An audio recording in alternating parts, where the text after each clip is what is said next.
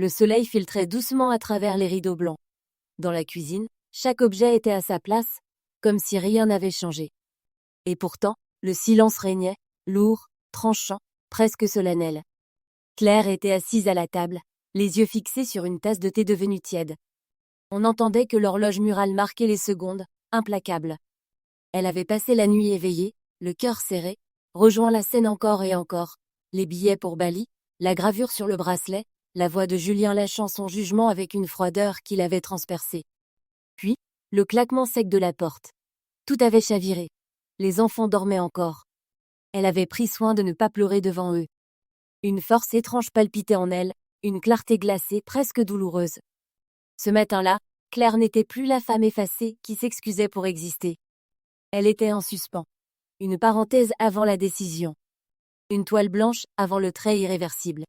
Elle se leva lentement, ouvrit un placard qu'elle n'avait pas touché depuis des années, et en sortit un carton ancien. Ses vieux carnets de croquis, quelques lettres jamais envoyées, des dessins de rêves oubliés. Elle les posa sur la table, une à une, comme on commence une prière. Puis, elle entendit le plancher craquer à l'étage. Sa fille, la petite voix de la nuit. Claire inspira profondément. Elle allait affronter. Elle allait reconstruire. Mais pas comme avant. Autrement. Pour elle. Pour eux. Pour elle-même. Le calme de la maison n'était pas vide. Il annonçait ce qui vient. La tempête avait un nom. Et maintenant, elle était prête. La cafetière émettait son ronron habituel tandis que Claire, assise dans la lumière dorée du matin, repassait mentalement le cours de sa vie. Elle observait ses mains posées sur la table, des mains qui avaient bercé, cuisiné, nettoyé, consolé. Des mains qui avaient dessiné autrefois, avant que le silence des responsabilités n'étouffe doucement les couleurs de ses rêves. Elle se souvenait des nuits blanches à coudre les costumes du spectacle scolaire, des anniversaires qu'elle avait orchestrés avec minutie, des dîners d'affaires improvisés à la maison, où elle jouait les hôtesses affables, pendant que Julien récoltait les lauriers. Elle se rappelait les expositions manquées, les toiles jamais commencées, les lettres d'admission à une école de design laissées dans un tiroir, rangées pour plus tard. Julien n'avait jamais dit merci. Il s'asseyait en bout de table, serviette au cou, persuadé que tout lui était dû. Les enfants ne voyaient pas autrement. Leur univers tournait grâce à cette constance invisible. Claire se demandait si le monde finissait toujours par prendre pour acquise la personne qui ne demandait rien en retour.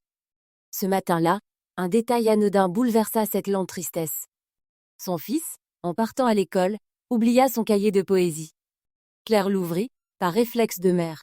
Une phrase, soulignée au crayon, arrêta sa lecture, le cours. Je n'ai pas dans les mots, mais dans l'ombre de ceux qui veillent, elle resta figée. Claire comprit que ses sacrifices avaient construit un royaume que d'autres traversaient sans le voir. Mais désormais, elle n'attendrait plus qu'on la remarque. Elle allait se reconstruire, non pas en dépit de ses années, mais grâce à elle. Et le soleil traversait doucement les voilages blancs du salon. Claire, seule, préparait la maison pour le dîner. En cherchant des serviettes dans le meuble bas du séjour, son regard s'arrêta sur une boîte en cuir qu'elle n'avait jamais vue. Elle la sortit, la posa sur la table, hésita une seconde. Une vague d'angoisse l'envahit. Elle l'ouvrit. À l'intérieur, 2 billets d'avion pour Bali. Départ en juin. Son cœur ralentit. Ce n'était pas leur projet. À côté, un bracelet en argent fin, gravé en lettres délicates. À la femme de ma vie. Elle referma la boîte d'un geste sec, mais le vacarme en elle ne se tut pas. Sa respiration s'accéléra tandis qu'elle se redressait, comme si elle venait de tomber de très haut. Pendant 2 longues minutes, elle resta là, figée, les doigts tremblants. Julien rentra peu après. Claire l'attendait, droite, le coffret sur la table. Sans hausser la voix, elle lui montra les billets, puis le bracelet. Il pâlit légèrement. Puis, contre toute attente, il explosa. Devant les enfants, il hurla. « Je t'ai supporté assez longtemps. Tu es fade, sans ambition. Moi, j'ai besoin de vivre. » Un silence foudroyant s'abattit dans la pièce. « Elle m'attend dans la voiture, » dit-il enfin, en ramassant la valise posée dans l'entrée. Et sans un regard en arrière, il sortit. Claire resta là, tenant dans sa main le bracelet, fine lame froide d'un monde qui venait de s'écrouler. Derrière elle, un sanglot déchira le silence. Sa fille. À cet instant, quelque chose changea en Claire. Une douleur ancienne céda la place à une décision silencieuse. Elle ne s'effacerait plus. Claire dépose les billets sur la table. Ses mains tremblent à peine, mais son regard est fixe, presque calme. Une sérénité étrange la traverse. Julien entre, l'air agacé, comme si rentrer chez lui relevait de la corvée. Tu vas quelque part? Demande-t-elle, posant doucement le bracelet sur les billets. Il jette un coup d'œil, et son masque vacille. Claire le voit, cette seconde de panique pure. Puis, le mépris revient. Il hausse les épaules, blasé. J'en ai assez. Tu veux savoir? Très bien. Élodie et moi partons pour Bali. Oui, Élodie. Tu vois? Je vis. Je respire. Avec elle. Et soudain, sa voix explose. Je t'ai supporté assez longtemps. Tu es fade, Claire. Sans ambition, sans éclat. Tu n'es rien d'autre qu'une habitude. Les mots fendent l'air comme des gifles. Derrière eux, la porte du couloir grince. Leur fille aînée fixe son père, les yeux grands ouverts. Elle serre le poignet de son petit frère qui ne comprend pas. Claire ouvre la bouche. Mais rien ne sort. Le silence est plus assourdissant que les cris. Julien hâté trappe sa valise. Dehors, une voiture attend. Elle m'attend. Adieu. Puis il sort, sans se retourner. Claire reste là, au milieu du salon. Le tic-tac de l'horloge lui tranche le temps. Sa fille s'approche, les larmes aux joues. C'est parce que t'es ennuyeuse qu'il est parti? Et dans ce moment suspendu, le cœur de Claire se fend. Pas à cause de Julien. À cause de cette phrase. De cette croyance. C'est ce jour-là que quelque chose naît. Non pas la colère. Pas encore. Mais une promesse silencieuse.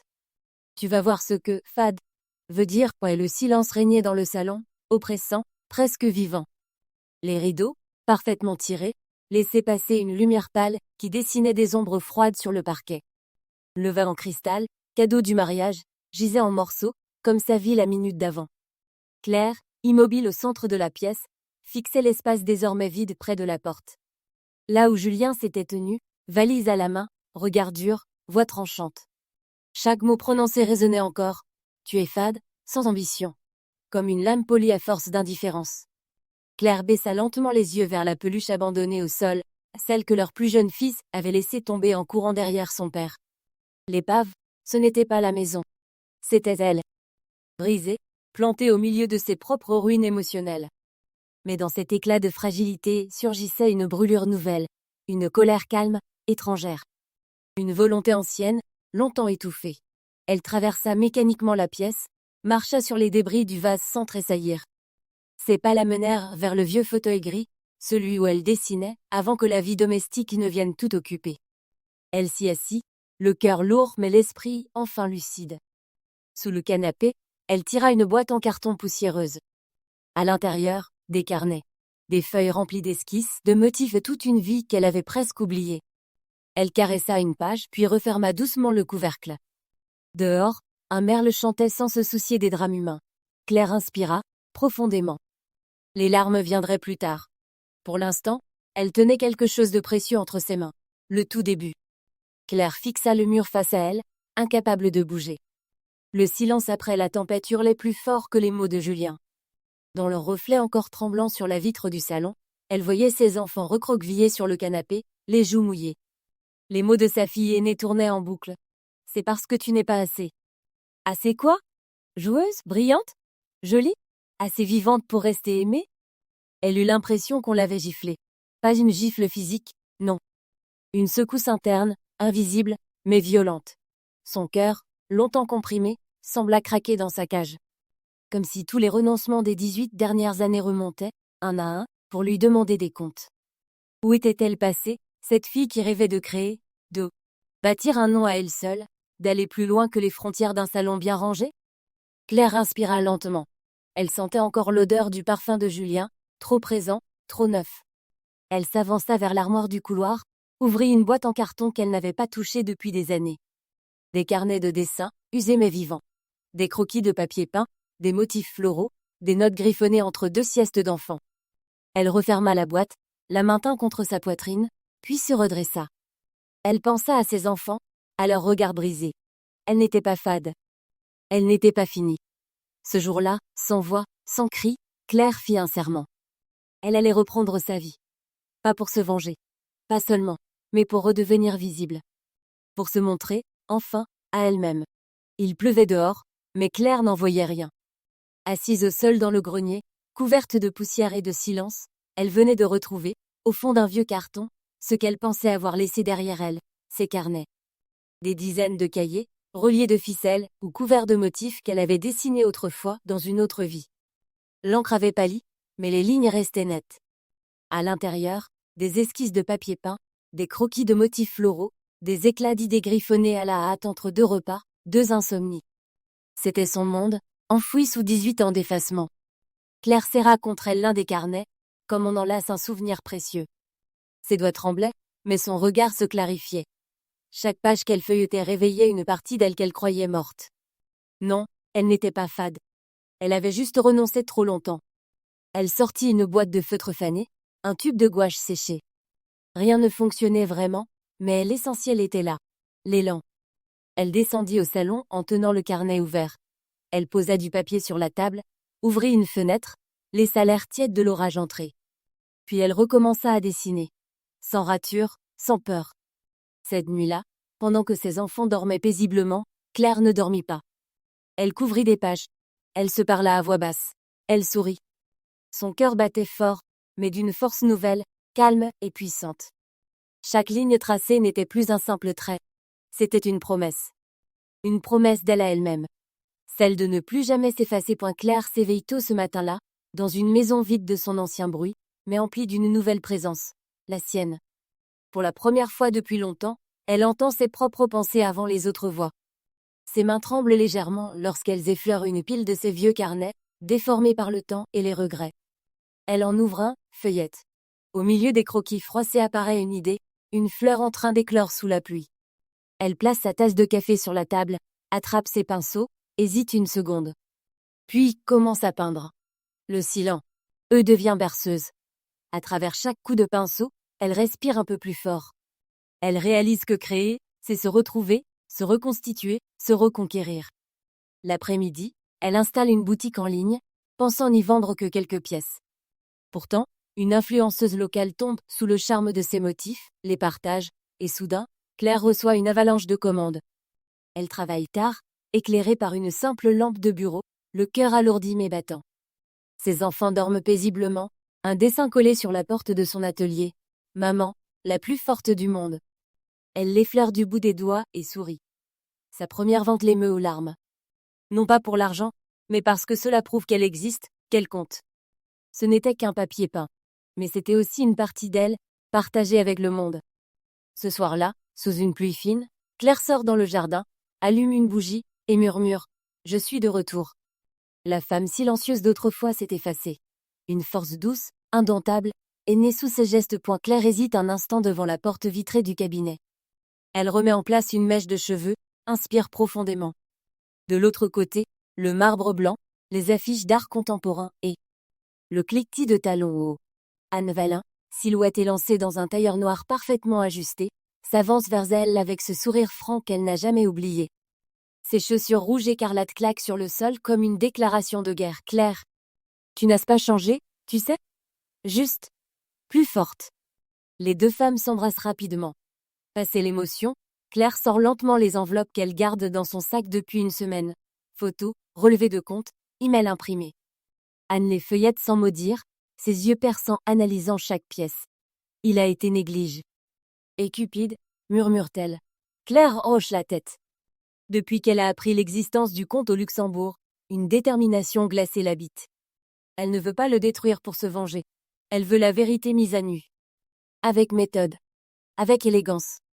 Tu sais que ça va être long. Sale parfois. Surtout s'il a cru que tu ne te défendrais pas.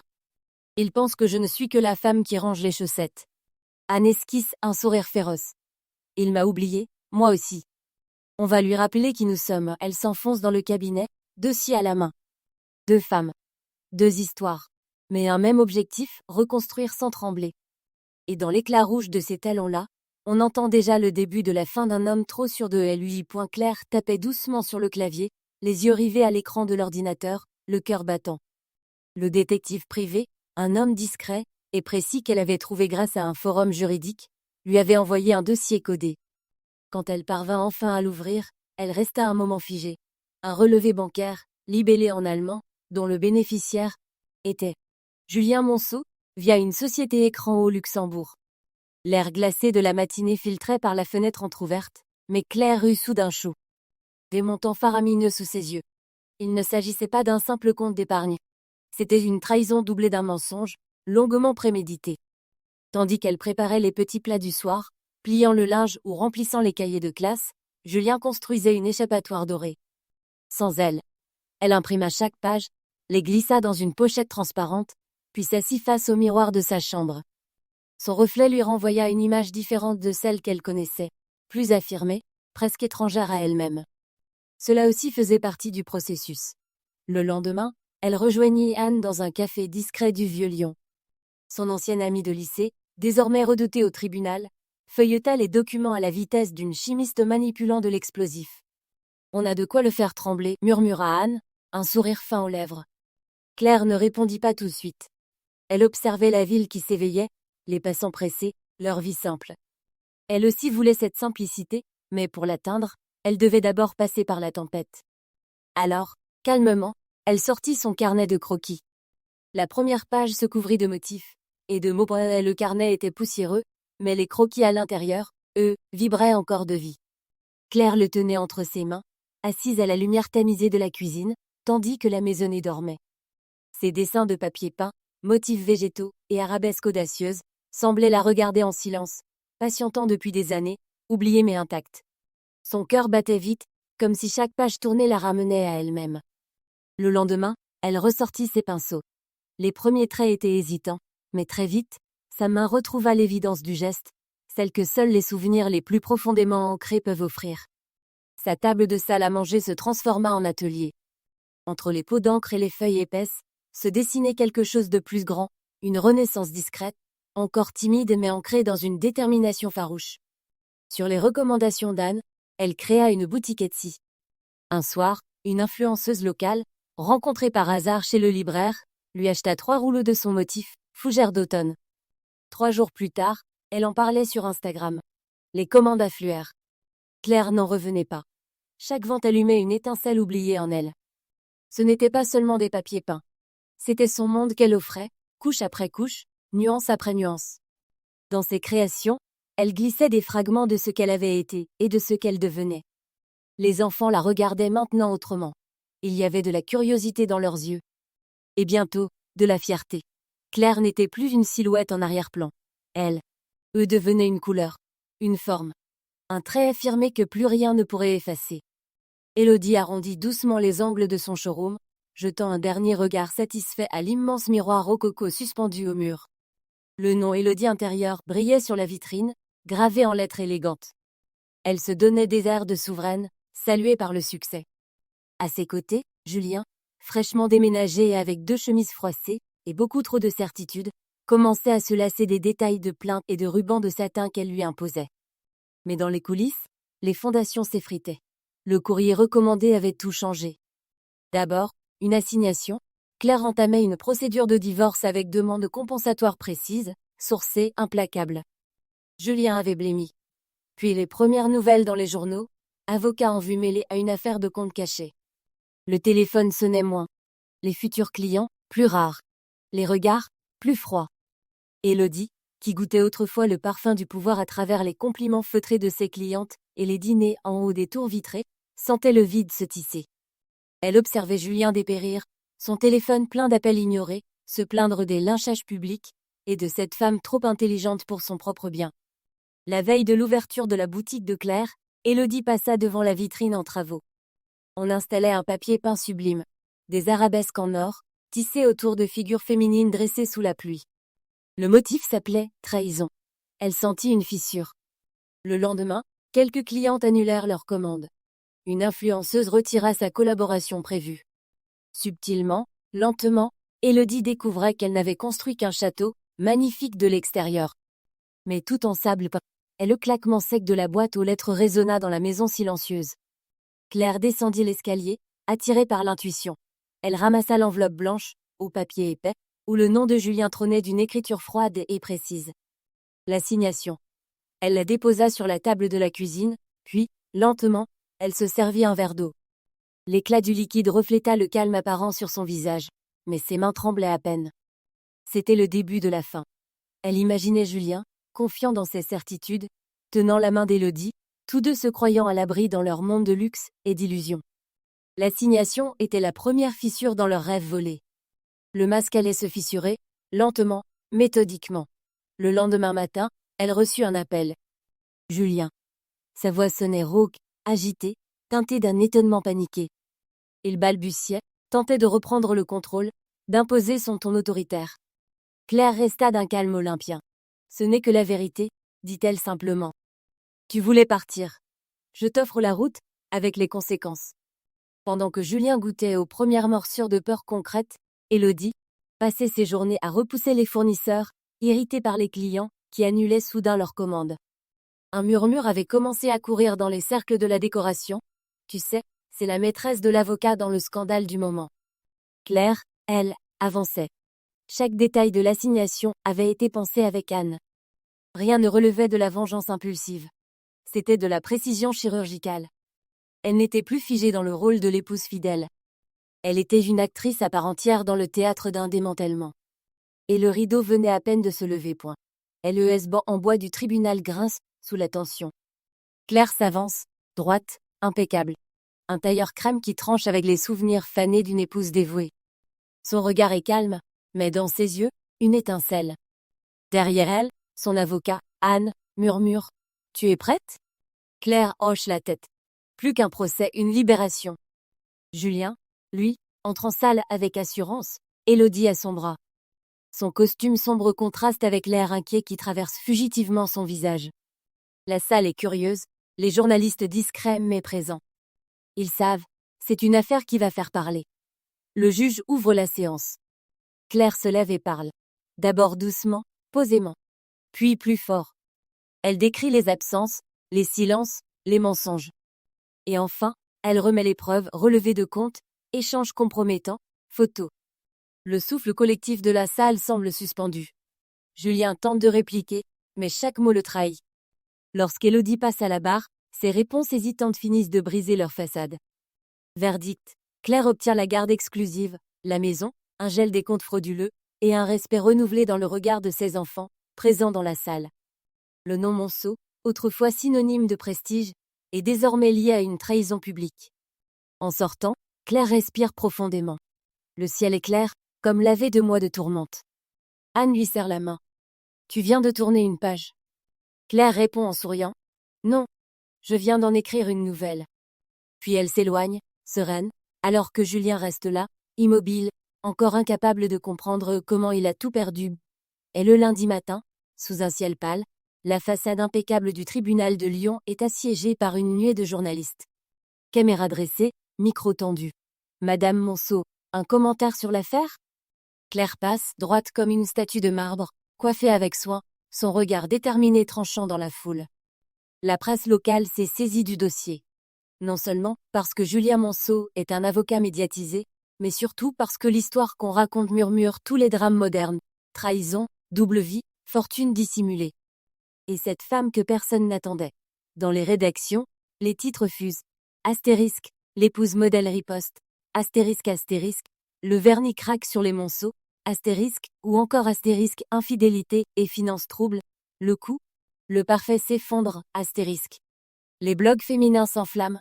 Enfin une femme qui se relève sans frapper, mais avec panache. Sur les réseaux sociaux, le visage de Claire devient symbole, pas celui de la victime silencieuse, mais celui d'un réveil.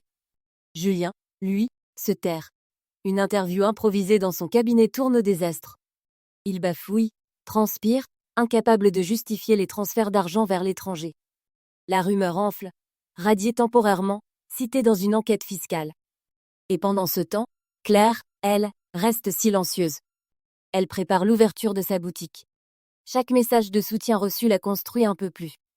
Les flashs ne l'aveuglent pas, elle avance, page après page, vers sa renaissance. Dans son journal, une phrase. Astérisque, ils m'ont ignoré comme une ombre. Aujourd'hui, ils ne peuvent détourner les yeux. Astérisque dans le silence retrouvé de sa maison désormais allégée d'illusions, Claire déposa ses mains sur le bois brut de la table de la cuisine.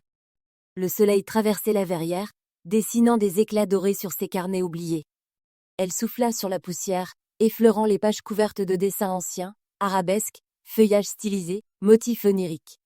C'était ce qu'elle aimait autrefois, avant de s'effacer. Elle passa une nuit entière à dessiner. Comme si chaque fleur, chaque ligne déposée sur le papier recousait une partie de son âme. Le matin venu, elle créa une boutique Etsy, sous un nom simple mais puissant, Claire Renoir. Un clin d'œil discret à l'artiste qu'elle avait étouffé trop longtemps.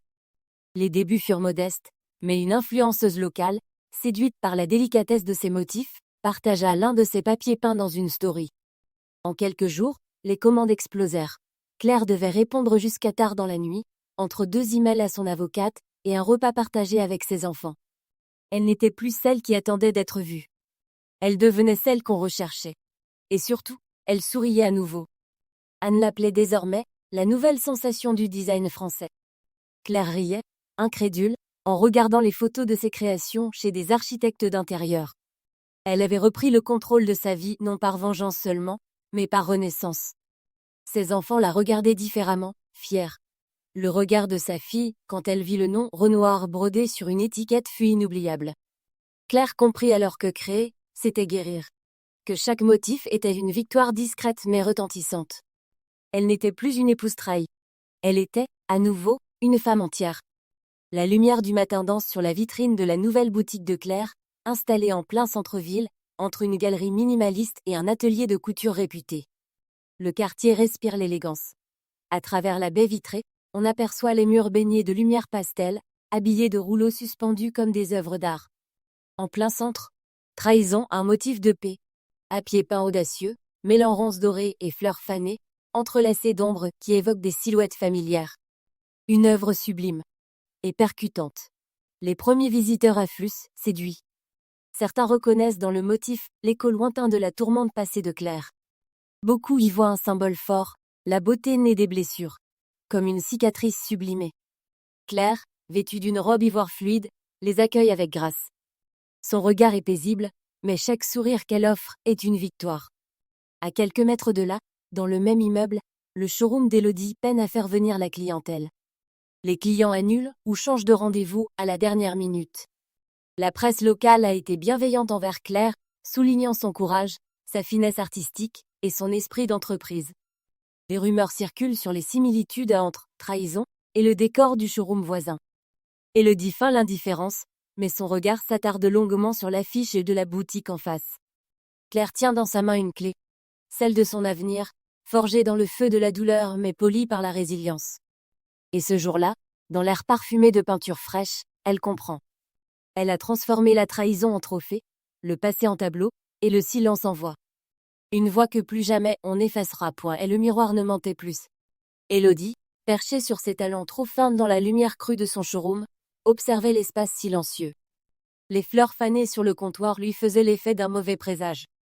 Depuis l'ouverture de l'atelier élégance, les clientes se faisaient rares. Et maintenant, l'article dans le Progrès, Claire Monceau, l'art de renaître, trônait en une, avec en photo, la devanture immaculée de la boutique voisine. Julien, lui, tournait en rond dans l'appartement impersonnel qu'ils avaient loué.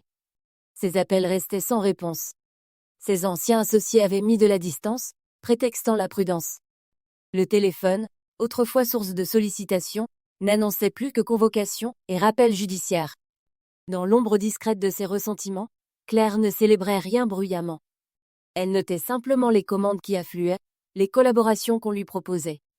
Elle préparait l'inauguration de sa collection, Résilience, et écrivait, chaque soir, dans le carnet qu'elle avait ressorti du grenier. Ce même carnet qui, jadis, contenait des croquis de rêves oubliés. Aujourd'hui, il parlait d'avenir. Élodie, de plus en plus agacée par le cynisme blessé de Julien, commençait à remettre en question ses choix. L'argent ne coulait plus aussi facilement. Les regards dans le quartier avaient changé. Elle qui croyait avoir conquis un monde, était devenue une note de bas de page. Car l'imposture, lentement, se délite. Le vernis craque là où il n'y a pas de substance. Et dans les rues pavées du centre-ville, là où 2 vitrines se font face, une vérité silencieuse s'impose. Certains chats, aux 2 cartes ne tombent pas d'un coup. Ils se consument, centimètre par centimètre. Le soleil embrasait les toits de la ville, projetant des reflets dorés sur les terrasses. Claire, vêtue d'une robe fluide couleur ivoire, attendait sur la terrasse d'un restaurant perché au-dessus de la Saône. Ses cheveux, relevés en un chignon simple, dansaient légèrement dans la brise chaude du soir. Anne arriva avec son éternelle élégance naturelle, un sourire malicieux aux lèvres. Les deux femmes échangèrent un regard complet chargé de souvenirs, de batailles partagées et d'une profonde reconnaissance. Tu vois, Claire, tout ce que tu as traversé, tu le portes aujourd'hui comme une couronne. Claire sourit doucement, posant sa main sur sa coupe de Sancerre. Son regard se perdit un instant dans les teintes carmin du ciel. Je croyais que mon histoire s'arrêtait à ce qu'il décidait de moi. Anne. Je me réveille enfin. Je ne cherche plus à être aimée malgré moi, mais parce que j'existe vraiment. Elles trinquèrent. Un serveur discret apporta des assiettes risotto aux morilles, filets de dorade à la citronnelle, et une lumière nouvelle s'installait doucement, filtrée par les tilleuls. Dans la rue en contrebas, une femme passa avec un tote bag signé de la boutique de Claire. Elle l'aperçut, leva le regard, puis esquissa un geste discret, comme une salutation silencieuse. Claire lui rendit son sourire. Les enfants étaient chez leurs grands-parents, la boutique avait clôturé une semaine record, et son cœur était calme. Lorsque le dessert arriva, une tarte à bric au romarin, Claire laissa échapper un éclat de rire, léger, presque enfantin. Pour la première fois depuis longtemps, elle n'avait plus besoin de réparer quoi que ce soit. Elle était, simplement, et cela suffisait. Et la pluie tambourinait doucement sur les vitres de la boutique, tandis que Claire arrangeait les derniers rouleaux de papier peint sur les étagères dorées. Chaque motif racontait une histoire, chaque couleur portait la résonance d'un silence ancien transformé en éclat. Autrefois effacée, elle se tenait maintenant debout dans la lumière. Quelques clientes, élégantes et curieuses, admiraient les créations exposées. L'une s'arrêta devant le panneau central. Un motif riche, intrigant, en teintes d'encre et de carmin. En bas, un nom discret, trahison. Claire s'approcha silencieusement, son sourire contenu, mystérieux. Elle n'était plus la femme que l'on regardait à peine dans les fins de repas de famille. Elle n'était plus la silhouette passive derrière les vitres d'une maison bourgeoise. Elle était devenue une force tranquille, une présence qui ne s'excusait plus d'exister. La semaine précédente, elle avait reçu une carte de sa fille aînée. « Maman, tu es la plus courageuse. » Elle l'avait gardée contre son cœur, comme un talisman. Dans un coin de la boutique, une journaliste locale l'interrogeait pour un article sur les femmes entrepreneurs. Claire parlait posément, avec des mots clairs, choisis, portés par une voix assurée qu'elle avait dû réapprendre. Elle n'attendait plus qu'on la voie. Elle avait appris à se montrer elle-même. Et lorsqu'elle croisa par hasard le regard de Julien, de l'autre côté de la vitrine, perdu, plus petit qu'avant, elle n'éprouva ni haine ni regret. Juste la profonde satisfaction d'exister enfin pour ce qu'elle était, une femme debout, libre, inoubliable.